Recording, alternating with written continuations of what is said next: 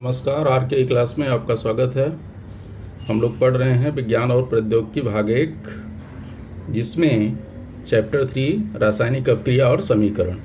आज हम लोग पढ़ने वाले हैं ऑक्सीडेशन और रिडक्शन, ऑक्सीकरण और अपचयन अभिक्रिया। ठीक है, ये बहुत ही इम्पोर्टेंट टॉपिक है। ये आप लोगों के लिए फ़ायदेमंद रहेगा। इसके आगे भी जब तक आप लोग पढ़ेंगे केमिस्ट्री, तब तक इसका उपयोग मिलेगा। इसलिए ये टॉपिक को बहुत ध्यान से समझने की कोशिश करिए और वीडियो को पूरा देखिए, तभी जा कर के अच्छी तरह से समझ में आएगा। ठीक है, तो आइए हम लोग शुरू करते हैं आज ऑक्सीकरण अभिक्रिया और अपचयन अभिक्रिया। ऑक्सीकरण को उपचयन भी कहते हैं, अंग्रेजी में ऑक्सीडेशन। उसी तरह से अपचयन, उसको कभी कभी अवकरण भी कहते हैं, रिडक्शन। सबसे पहले उसकी डिफिनीशन समझते हैं क्या होता है। बहुत आसान है, दोनों को हमने एक साथ लिखा ताकि समझने में सुविधाजनक हो। पहले इसका डिफिनीशन समझ लेते हैं, इसके बाद देखेंगे, समझेंगे उसको।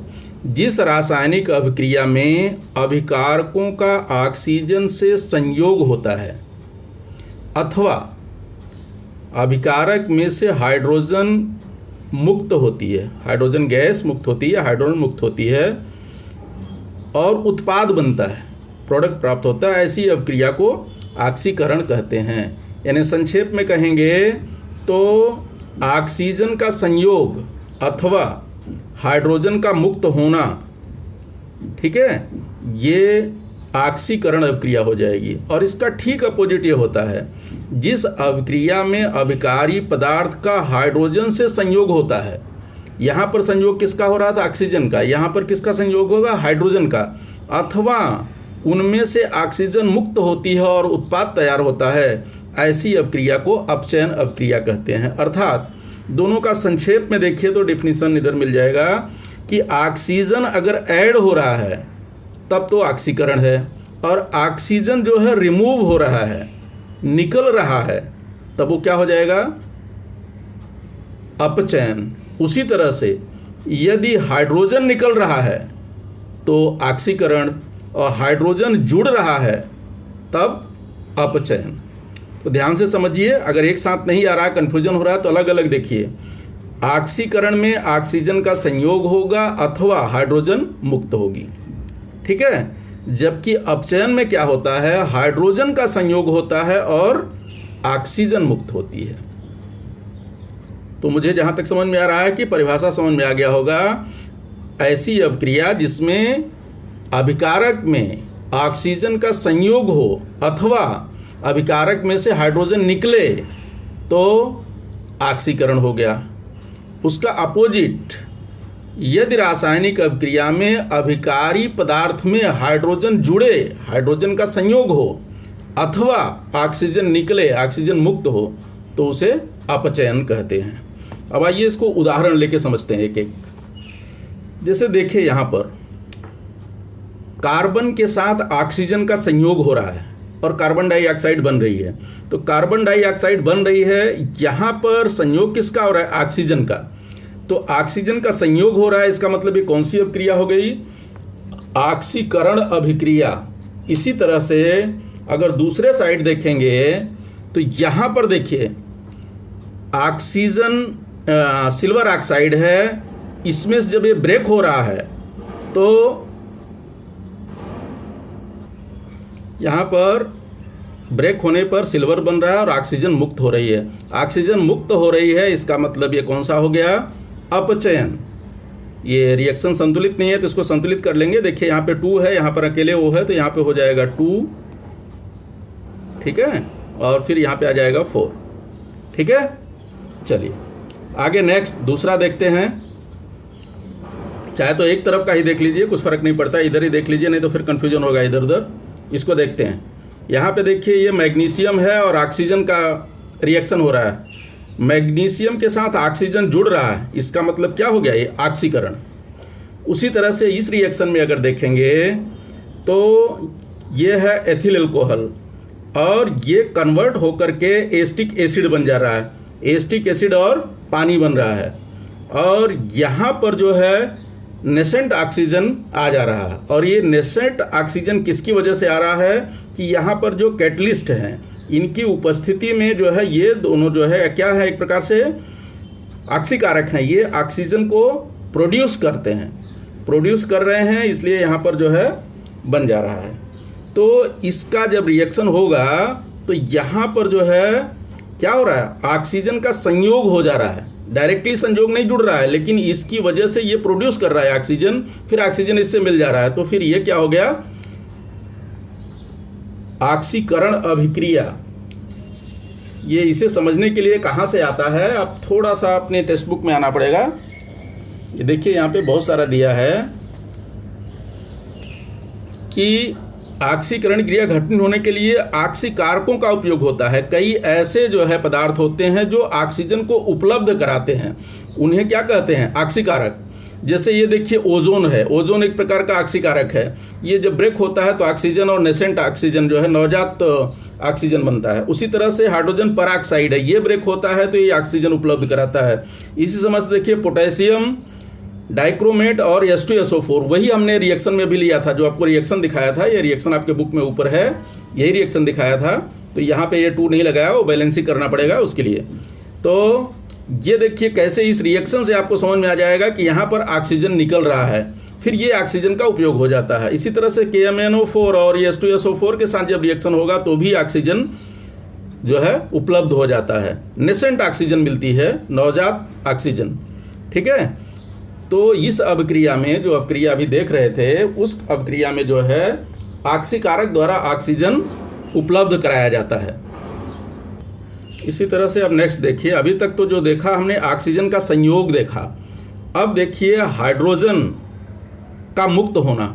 जैसे ये है, ये रिएक्शन जो संतुलित नहीं होंगे उसको संतुलित कर लेंगे। देखिए रिएक्शन संतुलित नहीं है, उस पर ध्यान देंगे, जो संतुलित नहीं है उसको संतुलित कर सकते हैं। यहाँ पर 2 है तो यहाँ क्या करना पड़ेगा, हमको 2 लगाना पड़ेगा, और इधर भी क्या हो जाएगा, 2 हो जाएगा। संतुलित करना आप लोग जानते हैं, जो संतुलित नहीं है उसे संतुलित आसानी से कर सकते हैं। ठीक है, अगला रिएक्शन अगर देखेंगे तो यहाँ पर जो है अगर अमोनिया को ब्रेक करेंगे, अमोनिया टूटती है तो नाइट्रोजन और हाइड्रोजन गैस मुक्त होती है।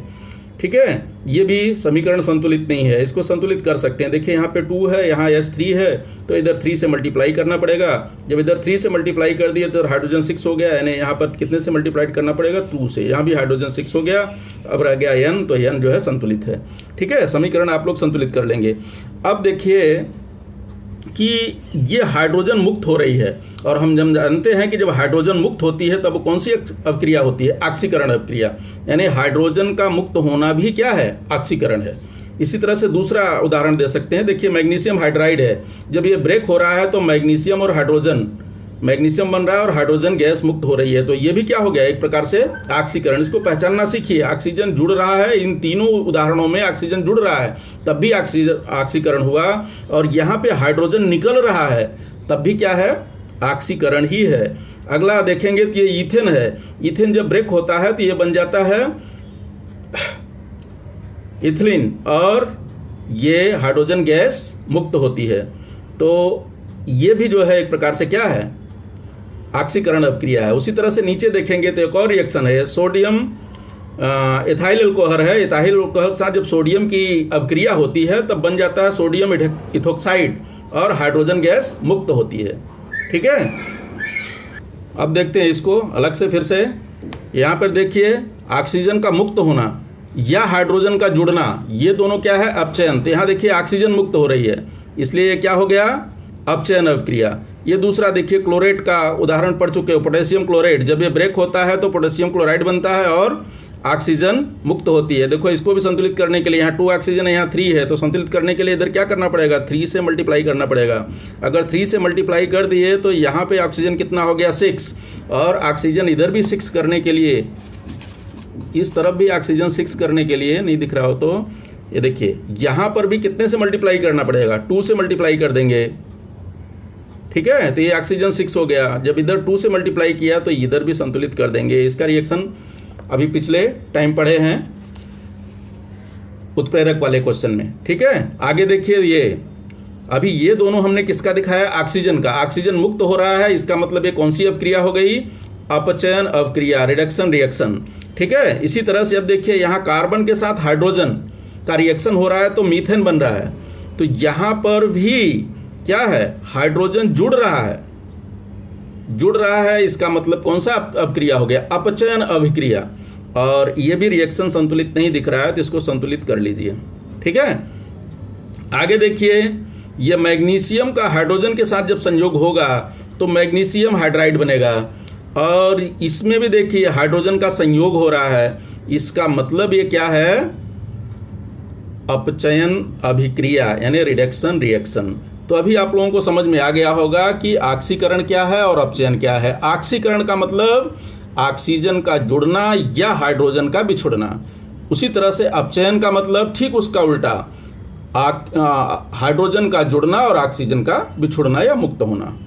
इसमें एक रिएक्शन और दिख रहा है, इसके बारे में बाद में बात करते हैं। फिर आगे आते हैं, अभी देखते हैं ऑक्सीकरण और अपचयन की दूसरी भी परिभाषा हम पढ़ सकते हैं। ऐसा हमको अगली कक्षाओं में पढ़ने को मिलेगा, लेकिन थोड़ी बहुत जानकारी आपकी पुस्तक में दिया है, उसके आधार पर समझे। जो मेन है ऑक्सीकरण और अपचयन का, जिसको समझ में आना चाहिए, समझना आवश्यक होता है कि दूसरे ढंग से हम किसको समझ सकते हैं। जैसे कुछ एग्जाम्पल्स ऐसे होंगे जिसमें बिना जो है,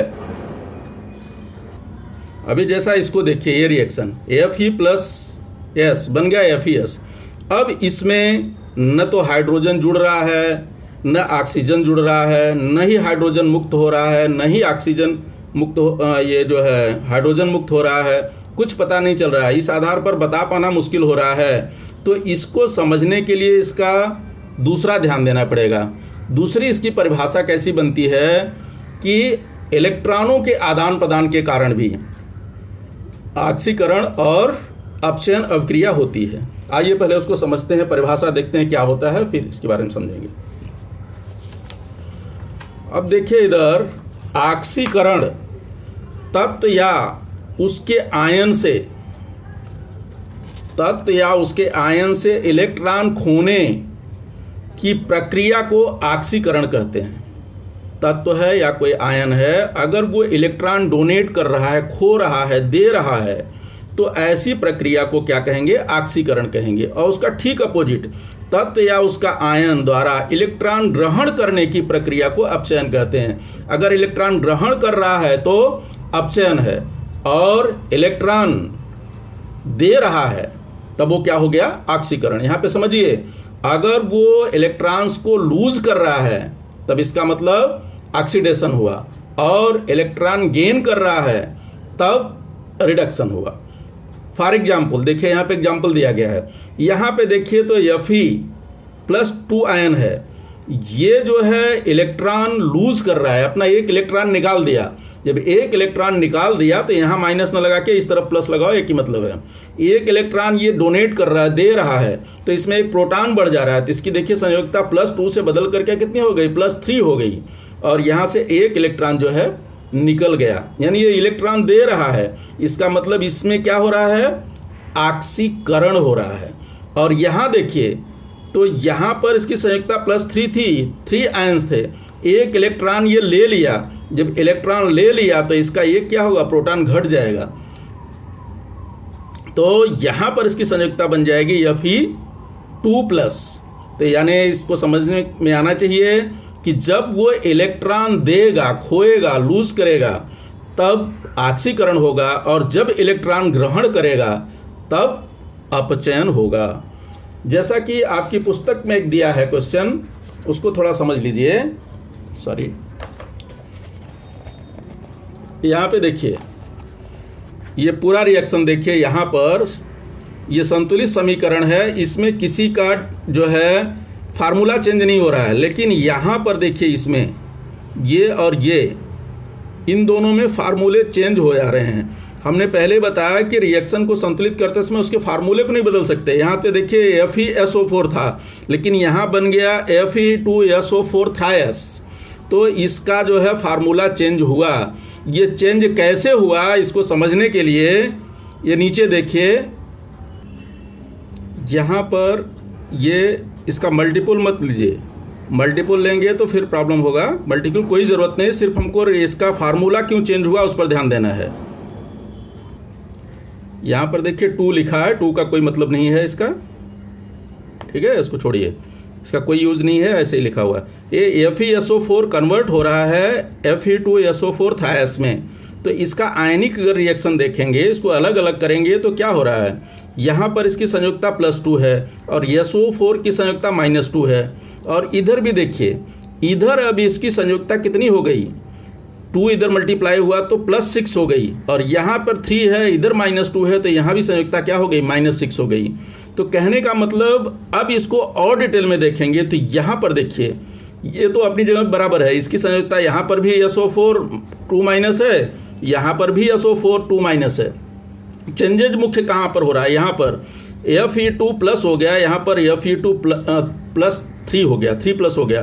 तो यहाँ पर कन्वर्जन हो रहा है, ये Fe2+ बदल करके Fe3+, यानी ये फेरस से बन गया फेरिक। जहाँ ये फेरस सल्फेट था वहाँ पर हो गया फेरिक सल्फेट। ठीक है, तो फेरस का कन्वर्जन जो है फेरिक में हुआ है। कहने का मतलब इसने क्या किया, एक इलेक्ट्रॉन अपना डोनेट कर दिया। एक इलेक्ट्रॉन जब इसको दिया तो ये कन्वर्ट हो गया, कन्वर्ट होकर के एक इलेक्ट्रॉन जब इसमें से निकला तब ये बन गया क्या, F3+, यानी एक इलेक्ट्रॉन ही अपना लूज किया। तो इस आधार पर इसकी नई परिभाषा क्या बनती है, अगर इलेक्ट्रॉन डोनेट करता है, लूज करता है, इसका मतलब उसका ऑक्सीकरण हुआ। कहने का मतलब यहाँ पर आयरन का जो है ऑक्सीकरण हो गया। ठीक है, अब आइए आगे समझते हैं। अभी देखिए उदाहरण लिया है 2, जैसे ये है H2+O2, हाइड्रोजन और ऑक्सीजन जब मिल रहे हैं तो पानी बन रहा है। ये डायरेक्टली दिख रहा है कि जो है यहाँ से ऑक्सीजन जुड़ रहा है, इसका मतलब ये ऑक्सीकरण कह दोगे। लेकिन इसमें किसका ऑक्सीकरण हो रहा है और किसका अपचयन होगा, ये अगर पूछ दिया गया तो थोड़ा भ्रम होगा। अब देखिए यहाँ पे हाइड्रोजन जो है डोनेट कर रहा है। अगर जानते होंगे तो हाइड्रोजन की संयुक्ता यहाँ पे कितने हाइड्रोजन है, 2 है। तो समझो ये हाइड्रोजन कन्वर्ट हो रहा है किसमें, H+ आयन में, और उसका एक इलेक्ट्रॉन जो है रिमूव हो रहा है। ठीक है, और इसका जो दूसरा H है वो भी क्या हो जा रहा है, कन्वर्ट हो रहा है H+ आयन में, और एक इलेक्ट्रॉन इसका जो है बाहर निकल जा रहा है। और उसके अपोजिट अगर O को देखोगे तो O क्या कर रहा है, वो जो है यह 2 इलेक्ट्रॉन्स को रिसीव कर रहा है, और ये बन जा रहा है क्या, O-2। समझ में आया। अब यहाँ से ये जो दोनों इलेक्ट्रॉन निकले, ये दोनों इसके पास चले गए। एक इलेक्ट्रॉन ये वाला हाइड्रोजन इसको दिया, दूसरा वाला इलेक्ट्रॉन ये इसको दिया। तो कहने का मतलब ये यौगिक बन गया पानी का अणु बन गया। तो यहाँ पर देखिए ऑक्सीकरण अपचयन कैसे पता चल रहा है, इसका जो है ऑक्सीकरण हुआ किसका, H का, और वो का जो है अपचयन हुआ। जो इलेक्ट्रॉन ग्रहण कर रहा है यानी उसका अपचयन हो रहा है, और जो इलेक्ट्रॉन दे रहा है मतलब उसका ऑक्सीकरण हो रहा है। दूसरे रिएक्शन में देखिए, जो अभी उदाहरण पीछे दिया था यहाँ पर FeS में, तो अगर इस रिएक्शन को हम देखते हैं ये वाले को, तो यहाँ पर Fe क्या कर रहा है, ये कन्वर्ट हो जा रहा है Fe2+ में, और कितने इलेक्ट्रॉन निकाल रहा है, ये 2 इलेक्ट्रॉन्स जो है बाहर निकाल दे रहा है। और सल्फर क्या कर रहा है, ये जो है 2 इलेक्ट्रॉन्स को रिसीव कर रहा है, और रिसीव करने के बाद ये क्या बन जा रहा है, सल्फर 2-। ठीक है, इस तरह से ये बन गया इसका यौगिक FeS। अभी समझ में आ गया होगा कि ये कैसे बनते हैं। यहाँ पर इसका जो है क्या हो रहा है, ऑक्सीकरण हो रहा है, और इसका क्या हो रहा है, अपचयन हो रहा है। ठीक है, वीडियो थोड़ा लंबा हो रहा है लेकिन समझाने में टाइम लग रहा है भाई। चलिए आगे देखते हैं थोड़ा। इसमें एक और टॉपिक है ऑक्सीकारक और अपचायक, ये 2 अलग चीज हैं। ऑक्सीकारक अपचायक को समझिए। अब यहां पर इसका ऑक्सीकरण हुआ, ठीक है, और इसका अपचयन हुआ, तो ऑक्सीकारक कौन सा हुआ। अब यानी किसकी वजह से इसका जो है ऑक्सीकरण हो रहा है, जिसकी वजह से हो रहा है, तो ये क्या हो जाएगा, इसका ऑक्सीकरण हो रहा है, इसका मतलब ये क्या है, अपचायक है। और जिसका जो है अपचयन हो रहा है वो ऑक्सीकारक है। इसका ऑक्सीकरण किसकी वजह से हुआ? ऑक्सीजन की वजह से हुआ। ऑक्सीजन इसका ऑक्सीकरण कर रहा है, इसलिए ऑक्सीजन को क्या कहेंगे? अपचायक कहेंगे। और उसी तरह हाइड्रोजन जो है क्या कर रहा है? इसका अपचयन कर रहा है, इसलिए हाइड्रोजन को क्या कहेंगे? ऑक्सीकारक। तो दूसरी परिभाषा देखिए यहां पे बन गया कि जो पदार्थ किसी अन्य पदार्थ को ऑक्सीकृत कर देते हैं, जैसे इसको ऑक्सीकृत कौन कर रहा है? ऑक्सीजन, ठीक है। अथवा इसका दूसरा डिफिनीशन भी है, अन्य पदार्थों के इलेक्ट्रॉनों को ग्रहण कर लेते हैं, उन्हें ऑक्सीकारक कहते हैं। तो यहाँ पर इलेक्ट्रॉन ग्रहण कौन कर रहा है? वो ऑक्सीजन जो है इलेक्ट्रॉन ग्रहण कर रहा है, इसलिए इस एग्जाम्पल में ऑक्सीकारक कौन हुआ? ऑक्सीजन। इसके विपरीत ये हाइड्रोजन इलेक्ट्रॉन डोनेट कर रहा है, दे रहा है, इसका मतलब वो क्या हो जाएगा? अपचायक। जैसा इसका डिफिनीशन क्या बन जाएगा? वे पदार्थ जो अन्य पदार्थों को एक या एक से अधिक इलेक्ट्रॉन देते हैं, यहां पर आएगा इलेक्ट्रॉन। एक या एक से अधिक इलेक्ट्रॉन देते हैं, उन्हें अपचायक कहते हैं। तो यहां पे इलेक्ट्रॉन कौन दे रहा है? हाइड्रोजन दे रहा है, इसलिए हाइड्रोजन क्या हो गया? अपचायक। ठीक उसी तरह यहां पर ये क्या है? अपचायक है, और ये क्या है? ऑक्सीकारक है। अब समझने में थोड़ा कंफ्यूजन हो रहा होगा, लेकिन उसको ध्यान समझिए। इसका ऑक्सीकरण हो रहा है, जिसका ऑक्सीकरण होता है वो अपचायक होता है, और जिसका अपचयन होता है वो ऑक्सीकारक होता है। इसको ध्यान से समझिए, ठीक है। जैसे उदाहरण, एक दूसरा यही उदाहरण लिया गया है। यहां पर ये उदाहरण में क्या दिखाया जा रहा है कि हाइड्रोजन यह अपचायक है और ऑक्सीजन यह ऑक्सीकारक है। यानी जो इलेक्ट्रॉन रिसीव कर रहा है वो ऑक्सीकारक है, और जो इलेक्ट्रॉन दे रहा है, खो रहा है, वो अपचायक है। ठीक है। अब आते हैं जो एक उदाहरण हमने छोड़ दिया था यहां पर, ये देखिए, इसके बारे में जरा समझते हैं। अब यहां पर देखिए, ये यहां पर क्या हो रहा है? ऑक्सीजन का संयोग हो रहा है, ठीक है। और यहां पर देखिए तो ऑक्सीजन क्या हो रहा है? रिड्यूस हो रहा है। दोनों चीजें हो रही है यहां पर। तो यहां पर ऑक्सीजन के जुड़ने को हम क्या कहते हैं? ऑक्सीकरण। ऑक्सीजन जब जुड़ता है तो उसको क्या कहा जाता है? ऑक्सीकरण। ये हो जाएगा ऑक्सीकरण। ऑक्सीजन के संयोग को ऑक्सीकरण कहते हैं। यहाँ पे परिभाषा ऊपर है। और जब ऑक्सीजन रिड्यूस होती है, निकलती है, तब ये क्या होता है? अपचयन होता है। अर्थात ऐसी अभिक्रिया जिसमें ऑक्सीकरण और अपचयन एक साथ, ऑक्सीकरण और अपचयन दोनों एक साथ हो, तो ऐसी अभिक्रिया को रेडॉक्स रिएक्शन या रेडॉक्स अभिक्रिया कहते हैं। ठीक है।